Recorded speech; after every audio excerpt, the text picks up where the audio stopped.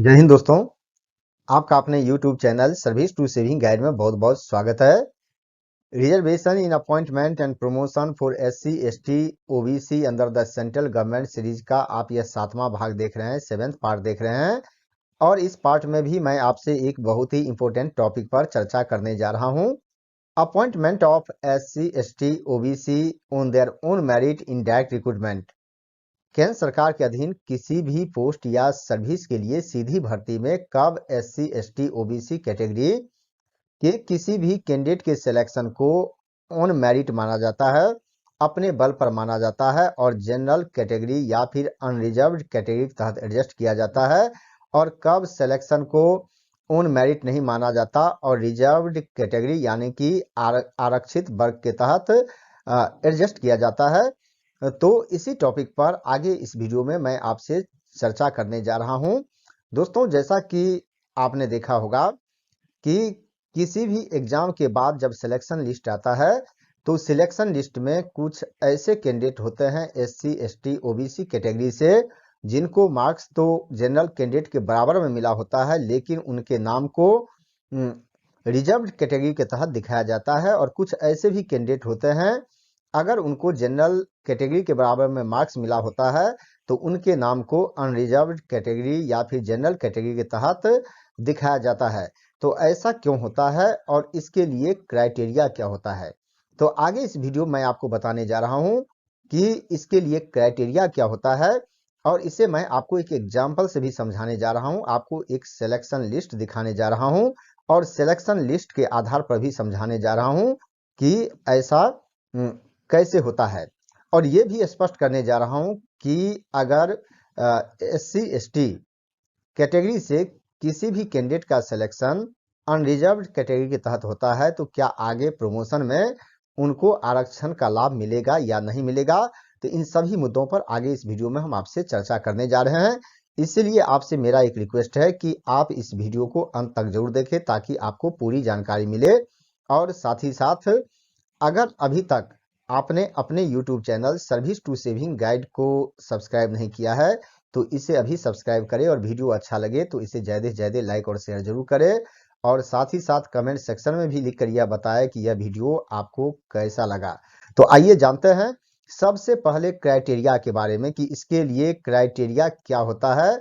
तो दोस्तों, जो क्राइटेरिया होता है उसे आप यहाँ स्क्रीन पर देख रहे हैं कि जो SC ST OBC कैटेगरी का कोई भी कैंडिडेट अगर जनरल कैटेगरी के बराबर में मार्क्स लाता है और जो यहाँ 4 रिलैक्सेशन देख रहे हैं और इसमें से कोई भी रिलैक्सेशन अवेल नहीं करता, कोई भी रिलैक्सेशन लिए बिना अगर जनरल कैटेगरी के बराबर में मार्क्स लाता है तो उनके नाम को अनरिजर्व कैटेगरी के तहत दिखाया जाता है। और ये रिलैक्सेशन क्या है, जैसा कि आप देख सकते हैं, एज लिमिट में relaxation SC ST OBC category के कैंडिडेट को मिलता है, एक्सपीरियंस क्वालिफिकेशन में मिलता है, स्टैंडर्ड ऑफ सुटेबिलिटी में मिलता है, permitted number of chances in written examination यानी कि रिटन एग्जामिनेशन में जो नंबर ऑफ चांसेज होता है अटेम्प्ट करने का तो उसमें भी रिलैक्सेशन मिलता है। तो ये जो 4 तरह का आप यहाँ पर देख रहे हैं रिलैक्सेशन, अगर इसमें से कोई भी रिलैक्सेशन अवेल किए बिना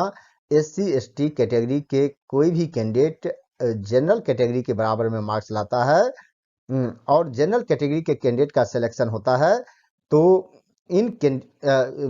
तो ऐसे कैंडिडेट को भी अनरिजर्व कैटेगरी में ही दिखाया जाता है, यानी कि उनके सिलेक्शन को जनरल कैटेगरी में दिखाया जाता है।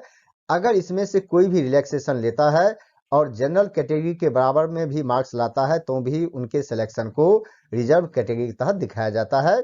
अब मैं आपको एक सिलेक्शन लिस्ट दिखाने जा रहा हूं और इसके लिए यहाँ आप देख सकते हैं एग्जाम्पल में कि नंबर ऑफ वैकेंसी जो है 11 है, टोटल 11 कैंडिडेट का सिलेक्शन होना है एग्जाम में, जिसमें जो सीट है जनरल के लिए 6 है, OBC के लिए 2 रिजर्व है, SC के लिए 2 रिजर्व है और ST के लिए 1 सीट है।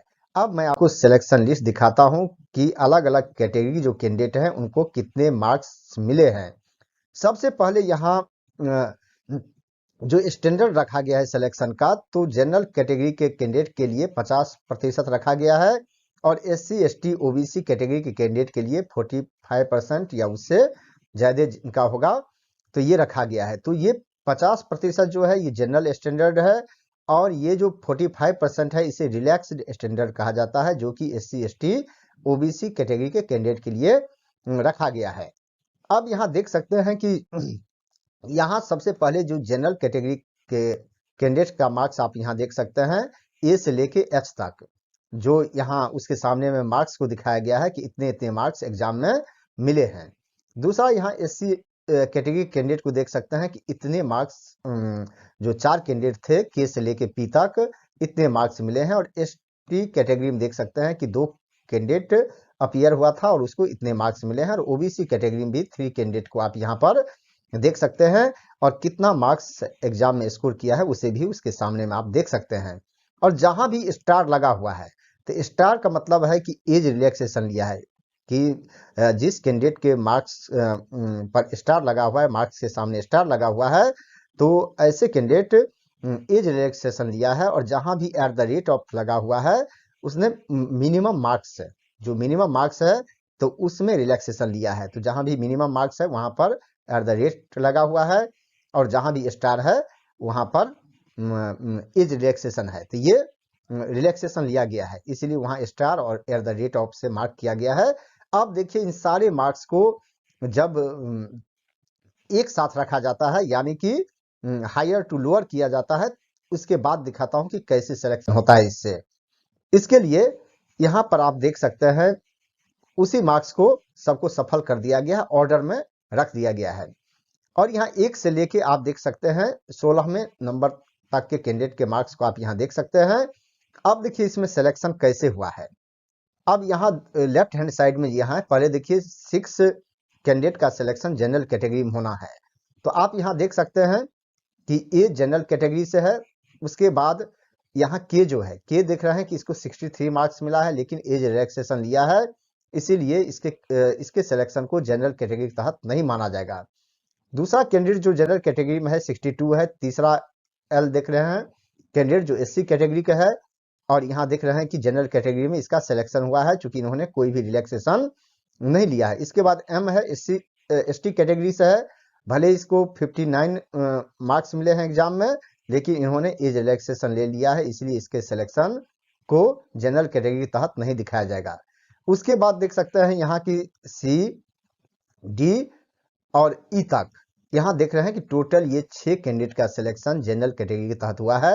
अब बात करते हैं कि SC कैटेगरी में किसका होगा। तो SC में देख सकते हैं कि ये के नंबर के जो कैंडिडेट है इसको हाईएस्ट मार्क्स 63 मिला है, तो इससे रिजर्व कैटेगरी के तहत एडजस्ट किया गया। और दूसरा N कैंडिडेट है, जो N यहाँ देख सकते हैं कि इन्होंने मार्क्स में रिलैक्सेशन लिया है, कि जनरल जो स्टैंडर्ड है 50% है, और SC ST OBC के लिए 45% रखा गया है, तो इनको 49 मार्क्स एग्जाम में मिले हैं।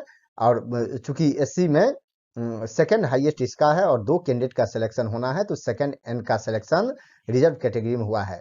अब ST में 1 सीट है, तो यहाँ देख सकते हैं कि M जो कैंडिडेट है इसको 59 मार्क्स मिले हैं, तो जनरल कैटेगरी में नहीं गया क्योंकि इन्होंने एज रिलैक्सेशन लिया है, तो इनके सिलेक्शन को यहाँ पर रिजर्व कैटेगरी में दिखाया गया है ST के अगेंस्ट में।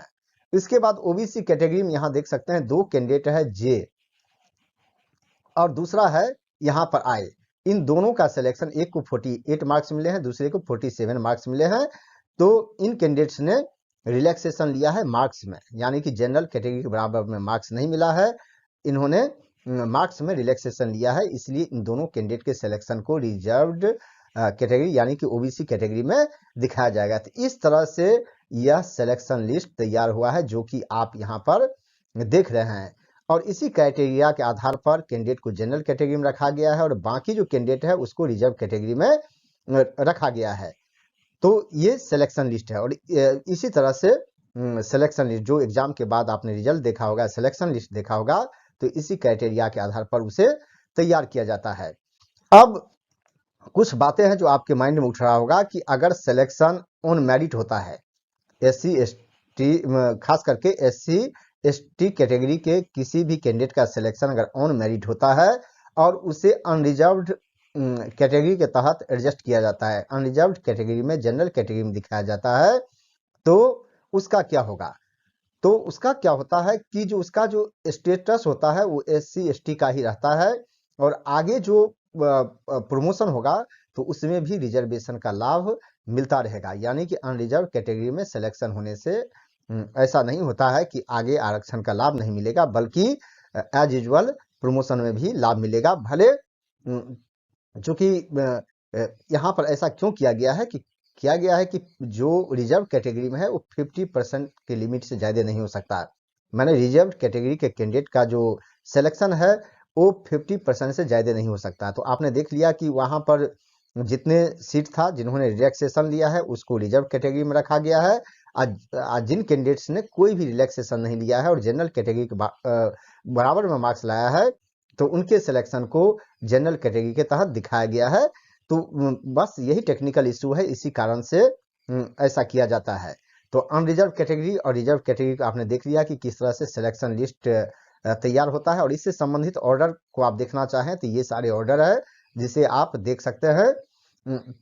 लेकिन अब यहाँ पर एक पॉइंट जो हाईलाइट करने की है कि अभी जो ये केस है जो SC ST on their own merit है, ये सुप्रीम कोर्ट में सब जुडिस है। ये इसका नाम है Jarnail Singh and others versus Lakshmi Narayan Gupta and others का केस जो है सुप्रीम कोर्ट में पेंडिंग है, और यह सुप्रीम कोर्ट के ऑनरेबल सुप्रीम कोर्ट के इंटरप्रिटेशन पर आगे डिपेंड करेगा कि इसका क्या इंटरप्रिटेशन सुप्रीम कोर्ट के द्वारा किया जाता है। तो दोस्तों, मुझे पूरा विश्वास है कि अब आपको अच्छे समझ में आ गया होगा कि किस क्राइटेरिया के आधार पर किसी भी कैंडिडेट के सिलेक्शन को रिजर्व कैटेगरी के तहत दिखाया जाता है, और किस क्राइटेरिया के आधार पर रिजर्व कैटेगरी के कैंडिडेट के सिलेक्शन को अनरिजर्व कैटेगरी के तहत दिखाया जाता है। और आपको पूरी जानकारी भी मिल गई होगी। तो मुझे पूरा विश्वास है कि यह वीडियो आपको अच्छा लगा होगा, जानकारी अच्छी लगी होगी, और वीडियो अच्छा लगा तो इसे ज़्यादा से ज़्यादा लाइक और शेयर जरूर करें। इस वीडियो को अंत तक देखने के लिए आपको बहुत बहुत धन्यवाद।